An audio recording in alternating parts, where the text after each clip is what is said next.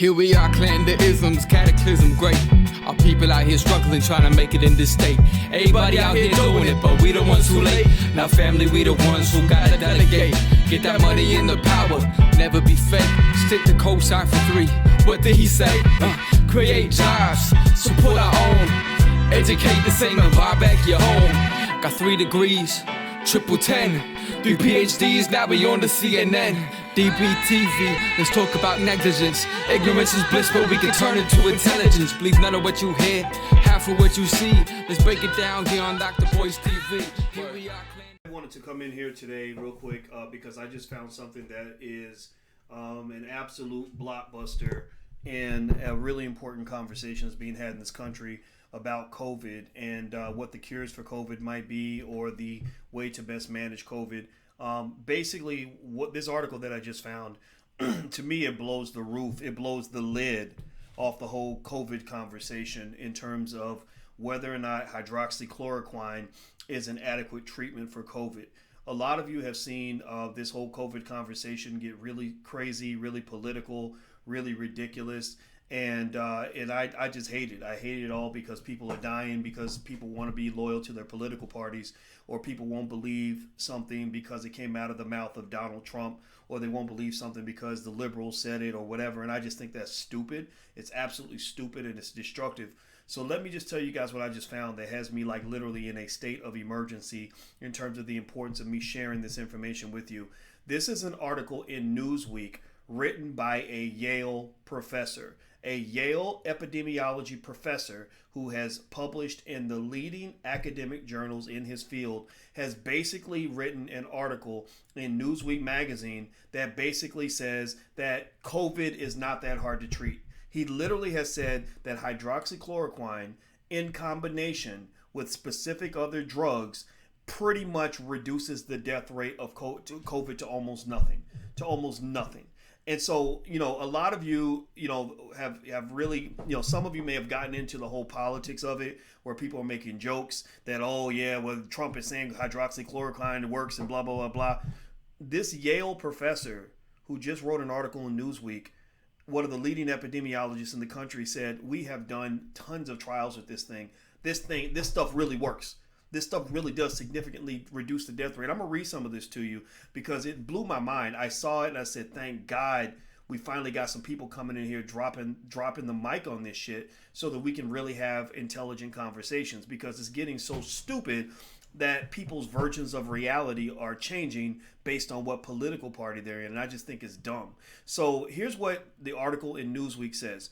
This guy says, as a professor of epidemiology, at the Yale School of Public Health, I have authored over 300 peer-reviewed publications and currently hold senior positions on the editorial boards of several leading journals. I am usually accustomed to advocating for positions within the mainstream of medicine, so have become flummoxed to find that in the midst of a crisis, I am fighting for a treatment that the data fully support, but which for reasons that have nothing to do with the current understanding of science have been pushed to the sidelines.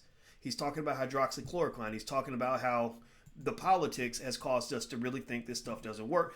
And here's what he says. He says that as a result of the stupid politics, he doesn't say stupid politics. I'm mad. That's what I'm adding it. He says, as a result, tens of thousands of patients with COVID-19 are dying unnecessarily. Fortunately, the situation can be reversed easily and quickly. I am referring, of course, to the medication hydroxychloroquine. When this inexpensive oral medication is given very, very early in the course of illness, before the virus has had time to multiply beyond control, it has shown to be highly effective, especially when given in combination with the antibiotics azithromycin or doxycycline and the nutritional supplement zinc. Now, what's really fascinating is, you remember that African lady? Anybody remember that African lady that was speaking about it and everybody was trying to clown her and saying that she's just full of crap and all that? Like, that's what liberals do. They label you. If you're not saying something that they like, they slap a label on you. They try to discredit you, try to defame you. They did that to Cornel West when he challenged Barack Obama back in the day. They've done that to people like me. They've done it to a lot of people. I'm not liberal. I'm not conservative. I'm just not getting on board with anybody's BS if I don't agree with it. And so they were basically trying to talk about her like a quack. Well, this sister was basically saying a lot of what this guy is saying. She was saying that hydroxychloroquine does make a big difference. So let me read more of this to you. Hit the thumbs up button. If you haven't hit the thumbs up button, please hit the thumbs up button. And what's up, everybody on Instagram? My Instagram is The Real Boyce Watkins. If you want to keep it real and you want real conversations, then go to my Instagram, The Real Boyce Watkins. On May 27th, I published an article in the American Journal of Epidemiology entitled, quote, Early Outpatient Treatment of Symptomatic High-Risk COVID-19 Patients That Should Be Ramped Up Immediately as Key to the Pandemic Crisis. That article, published in the world's leading epidemiology journal, just so you know, you don't get on the faculty at Yale by being stupid. You don't get to publish in the most esteemed journals in your field by writing a bunch of BS. You have to be solid with your science. That article, published in the world's leading epidemiology journal, analyzed 5 studies demonstrating clear-cut and significant benefits to treated patients, plus other very large studies that show the medication's safety. Physicians who have been using these medications in the face of widespread skepticism have been truly heroic. They have done what the science shows them is best for their patients, often at great personal risk.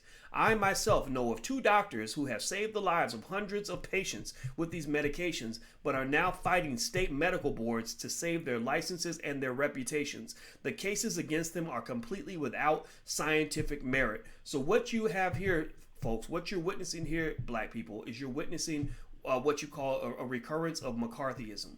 Mccarthyism was a very dark era in American history where anybody who didn't go along with the mainstream was going to be labeled and punished for deviating from what the state was telling them to believe or what the popular opinion happened to be.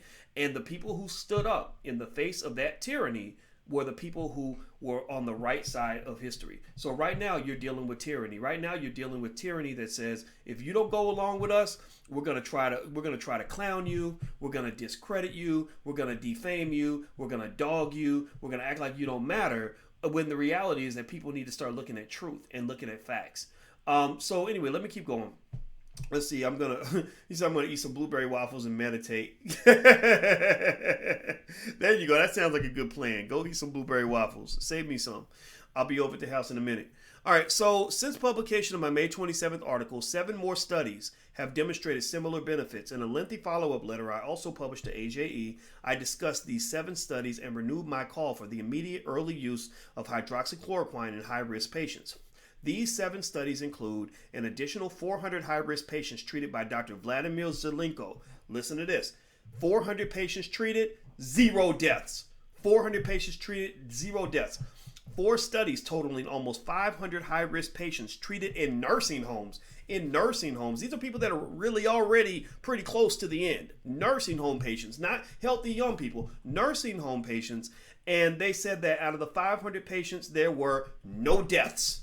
No deaths. A controlled trial of more than 700 high-risk patients in Brazil with significantly reduced risk of hospitalization, and only 2 deaths out of 334 patients treated with hydroxychloroquine. Now, all these patients had COVID.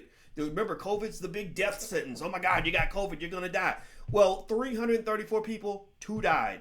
700 people, 0 died. 500 people had COVID, 400 people had COVID in the first study, 0 died.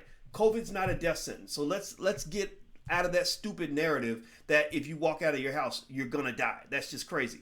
So this Yale professor who wrote in this, this is in Newsweek. The title of the article is "The Key to Defeating COVID-19 Already Exists. We Need to Start Using It." Go look it up. Don't listen to me. Go look it up and read it for yourself. Here's what he also says. He says, my original article on the AJE is available online. I encourage readers. This is something that nobody's doing. All these stupid people out here throwing around their opinions. First of all, most of them aren't doctors. But then second of all, they're not going and looking at data for themselves. They're looking at MSNBC like zombies. And Rachel Maddow is feeding them information. And they're taking it in like, oh my God, Rachel says I should be scared. I'm so scared. Or they're watching Fox News and Sean Hannity is giving them an interpretation. And they're taking it in like a dumb person sitting in the pews and the pastor is interpreting the Bible for you and telling you what the Bible says. No, you should be reading the Bible for yourself. You should be getting the data for yourself. You should be getting the information for yourself. So let me keep reading. Beyond these studies of individual patients, we have seen what happens in large populations when these drugs are used. These have been natural experiments. In the northern Brazil state of Pará, COVID-19 deaths were increasing exponentially. They were going out of control. On April 6th, the Public Hospital Network purchased 75,000 doses of azithromycin and 90,000 doses of hydroxychloroquine. Over the next few weeks, authorities began distributing these medications to infected individuals. Even though new cases continued to occur on May 22nd, the death rate started to plummet. It is now 1/8 of what it was at the peak. Now their death rate has plummeted because they started using these medications. So what's interesting here is what they're really saying to you is that those people who have a vested interest, a financial interest in keeping you scared to death, pay attention. Pay attention. They don't really talk about the death rate in the U.S. The death rate is not out of control. It's a big number, but percentage wise, it's about, if you take 1% of the population, chop it into 10 pieces, and cut that last piece in half, that's about the number of people that have died. So it's not like 1 in every 3 people are dying, or 1 in every 10, or 1 in every 50. It's like 1 in every 2,221. So that's a very small number, but it sounds big. Like if I say we're gonna put $10 million into the economy. $10 million is nothing in an economy with 330 million people. But if all you're focused on is the number, you're not gonna understand how small the number is as a percentage of the population. A lot of people don't understand percentages, so they'll just hear 150,000 and say, "Oh my God, that's insane." Well, do you know how many tens of thousands of people in the black community have been killed from gun violence? Like seriously, like tens of thousands of people have been killed from gun violence. Does that mean that you're going to get shot tomorrow? No, it means that it's an issue, but it's not one that's overwhelming everything. So this Yale professor, this article, I'm going to put this article, it's on my Facebook page. My Facebook, if you look up Boyce Watkins on Facebook, you'll find it there. I try to share it on Twitter. My Twitter is Dr. Boyce Watkins 1, Dr. Boyce Watkins and the number 1. You could read it there. And basically, he's going down the list and making arguments to explain how, based on his work as one of the leading epidemiologists in the country, he said that hydroxychloroquine works if you mix it with zinc. And the other drug that he mentioned, I keep mangling the word, but there's another drug he mentioned. If you mix that cocktail together for people that just got the virus, not for people that are really already almost dead, but for the people that just got the virus, he said the death rate practically disappears. It becomes a controllable, manageable situation. Pay attention. This is another part that was really good. Oh my God, I was Alicia and I are scientists in our field. My science is finance. I have my PhD in finance. Her doctorate is in social work. So we're both very familiar with statistics and analysis and research. So we're really excited about this. And so he mentions another natural experiment in Switzerland. Pay attention. Everybody's talking about Switzerland. This is interesting. He said on May 27th, the Swiss national government banned outpatient use of hydroxychloroquine for COVID-19. So just for political reasons, not for scientific reasons, but they banned it because everybody had associated it with, I guess, Donald Trump, and they said, oh, it must not work because Trump said it. So check this out. He said around June 10th, at first Switzerland was seen as a model. They were like, oh, Switzerland, they're not shutting down and they're doing really well. Well, that narrative changed. He said around June 10th, COVID-19 deaths increased fourfold and remained elevated. So the number of COVID deaths started to elevate in Switzerland because they stopped using hydroxychloroquine. He said on June 11th, the Swiss government came back and revoked the ban. And on the ban on hydroxychloroquine. So on June 23rd, he said the death rate reverted to what it had been before the ban. He said people who die from COVID-19 live about 3 to 5 weeks from the start of symptoms, which makes the evidence of a causal relation in these experiments strong. Both episodes suggest that a combination of hydroxychloroquine and its companion medications reduces mortality and should be immediately adopted as the new standard of care in high-risk patients. He says, so why has this drug been disregarded? He says, first, as all know, the medication has become highly politicized. For many, it is viewed as a marker of political identity. So if you believe in it, then you're a Trump. You must be a Trump supporter. If you don't believe in it, then you're a Democrat. Either one, if you allow that to define you, then I can't help you. You're just stupid beyond repair, in my opinion. You should not let these stupid political parties define you as a human being. Make your own decision. Come to your own judgment.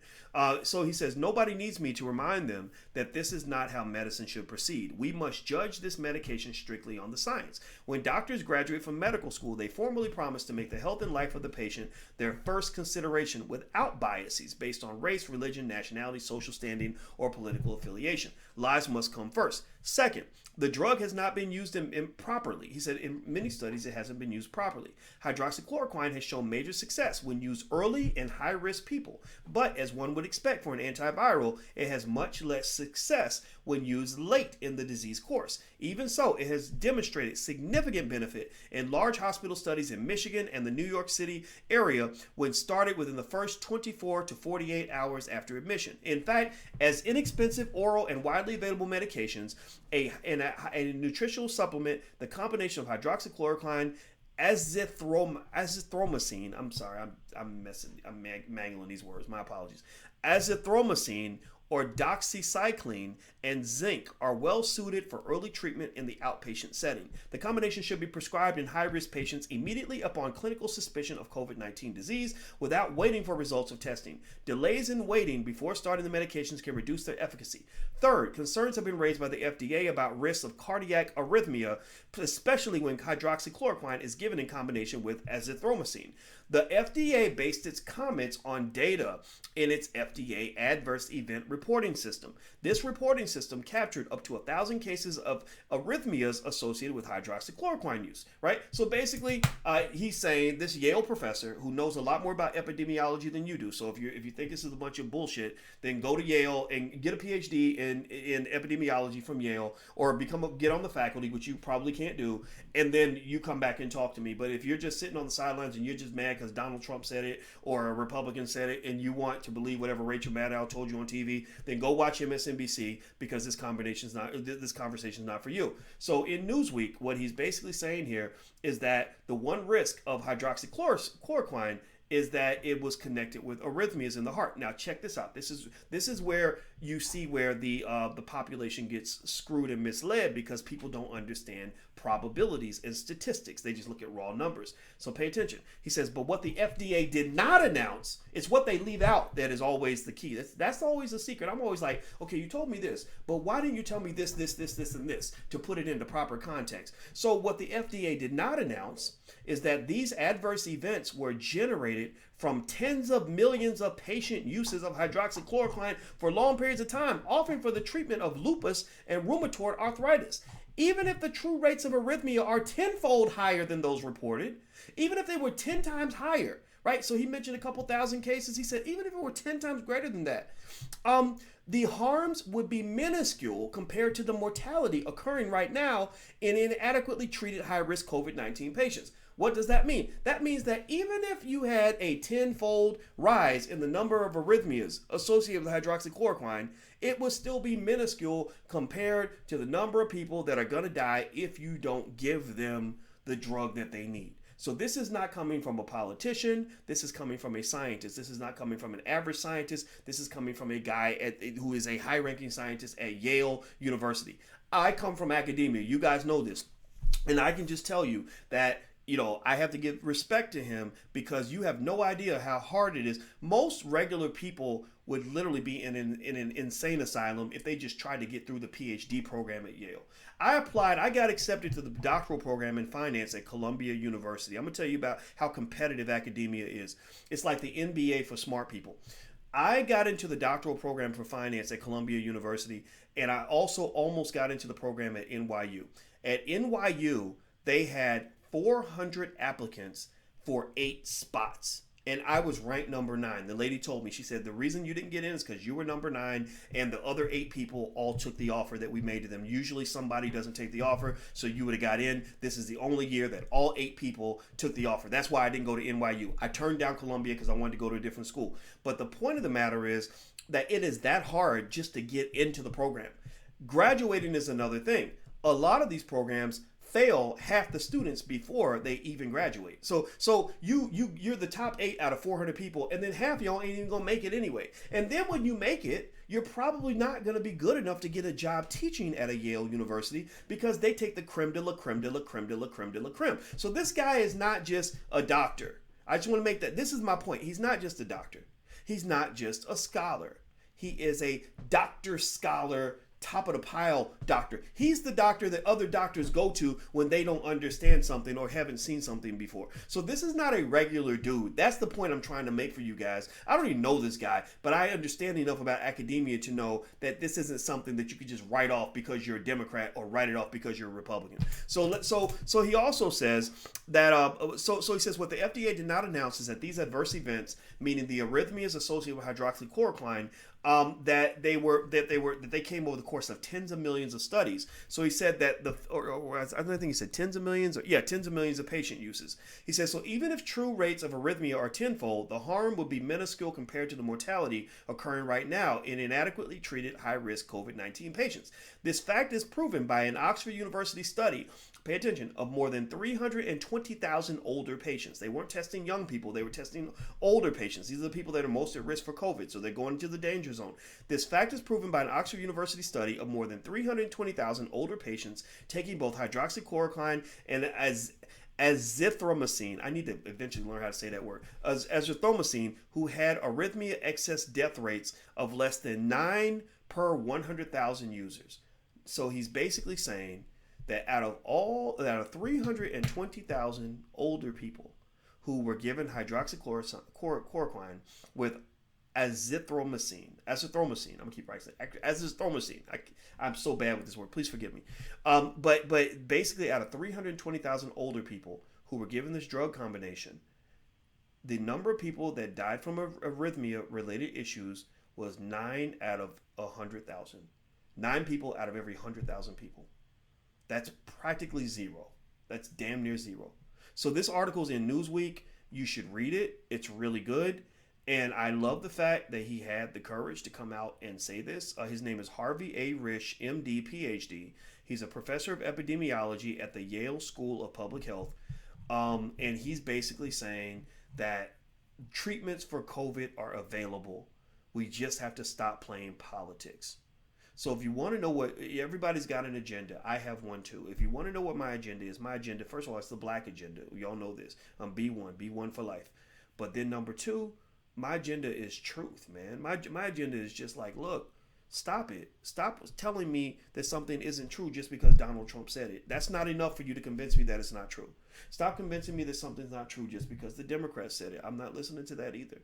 And I think we've lost ourselves in the politics. And I don't even think anybody's going to listen because the world has gone crazy. The world has lost its mind. The world has gotten dumber and dumber every single day. But I think at the end of the day, if you really care, you got to ask yourself, do you care about politics or do you care about saving lives? Do you care about politics or do you care about keeping people alive? If you care about keeping people alive, then you go where the truth is, no matter where it lies. And this article, which is in Newsweek, written by Harvey Risch, PhD, MD, who's a professor of epidemiology at Yale, the title of the article is "The Key to Defeating COVID-19 Already Exists. We Need to Start Using It." And he's saying that if we start using that drug combination, that we can get to the point, and this is something that I think we're already getting closer to every single day, we can get to the point where the number of cases is not relevant relative to the number of deaths. I don't really care if 20 new people caught COVID. I want to know how many of those 20 people died. If all 20 of those people survived and only one of them has symptoms, I don't give a shit. Because you could go tell me, you could go report the herpes infections rates. I mean, I'm sure those would be through the roof. There's Dennis Rodman. I watched Dennis Rodman do a thing about all the women that the NBA players sleep with, and he took a hidden camera. I don't know if y'all saw this. It was really funny, but he had a hidden camera, and he had all these women that literally didn't even know him were coming up saying, I'm just really connected to you, and I'm wondering, here's my number. Can you call me, or can I come see you later on? Like he said, in every city he goes to, all these women want to sleep with him, and they said, so with HIV and AIDS and Magic Johnson, didn't that slow you guys down? And he said, yeah, for a little bit, but then everything goes back to normal. So you got all this crazy stuff happening in the world, all these people doing all kinds of stuff, getting in all kinds of situations, all kinds of diseases and viruses and infections happening everywhere. And, so to me, I think you got to pick your battles. I think that we just focus on this one because it's on the front page of the news, but pay attention. You notice media doesn't report the number of deaths anymore, because the number of deaths is not an interesting headline.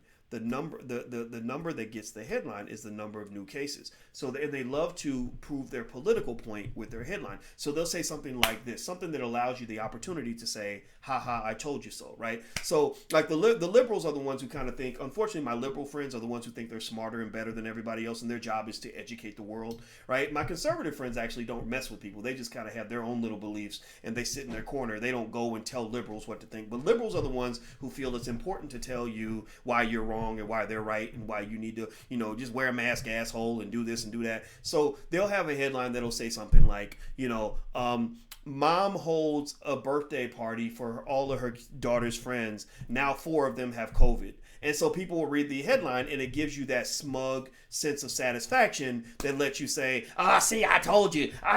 Look at them out here having fun and not being scared. And that's why they call COVID. See, that's why it is. Like, they feed that. They feed that I told you so that people need to be able to say to themselves. But my thing is, I'm like, okay, well, how many did you die, though?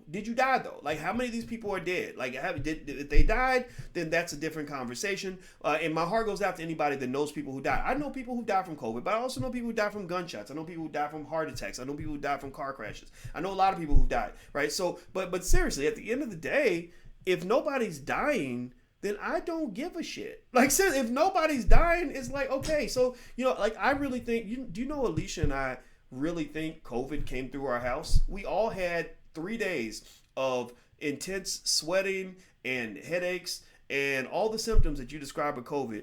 And we all got better. And then she was having a meeting with some colleagues in her field. And one guy said, he said, I was so shocked. He said, me and my wife and my kids, we all got sick for 3 days. And then we got better. And then a month later, we all got tested for COVID. And it turns out we all have the antibodies. And I was sitting there thinking, I said, how many people out here have the antibodies and don't even know that they had it? Like, so I'm not saying that it's that you want to go out and try to catch it or that it's not a big deal. I'm just saying, stop it, man. Stop trying to get me to be scared like you. I don't, people will find any excuse to be afraid. And I just think if you're going to be scared of Ebola. Be scared of AIDS. Like some of y'all raw dog and having raw sex. Like, be scared of that. That's what should scare you, right? When you catch AIDS and you got a new baby mama, like that, those things should scare you. But I don't think this is scary. I think this is just something you have to deal with. It's a problem that you solve. I'm a mathematician. And in mathematics, when you get a problem, you don't get scared because you have a problem. You just solve the damn problem. So if you want my position on this, my view is we should solve the problem. Just solve the damn problem. That's it. Put on your mask, wash your hands, do what you got to do, be smart, and stay safe. And if you get a little bit sick, it's not a death sentence. Getting COVID does not mean you're going to die. It means you're probably going to live. Your odds of living far outweigh your odds of dying. That's what it is. All right, guys. So go read this article. I'm going to put it on my Twitter. My Twitter is Dr. Boyce Watkins and the number 1. Feel free to follow me on Twitter, Dr. Boyce Watkins 1. And I'm going to put it up there, and it's in Newsweek. It is by a Yale professor who basically explains why he doesn't understand why we're not using hydroxychloroquine, because he said all the studies are pretty much saying that this stuff does work, and somebody politicized it, and then it just got stupid. So that's what it is. All right, guys, hit the thumbs up button before you go, and also make sure you subscribe to drboycetv.com. I'm going to talk about some more stuff tomorrow, so I'll see you guys tomorrow. Have a good day, and I love you. Thank you for listening. Talk to you later. Peace.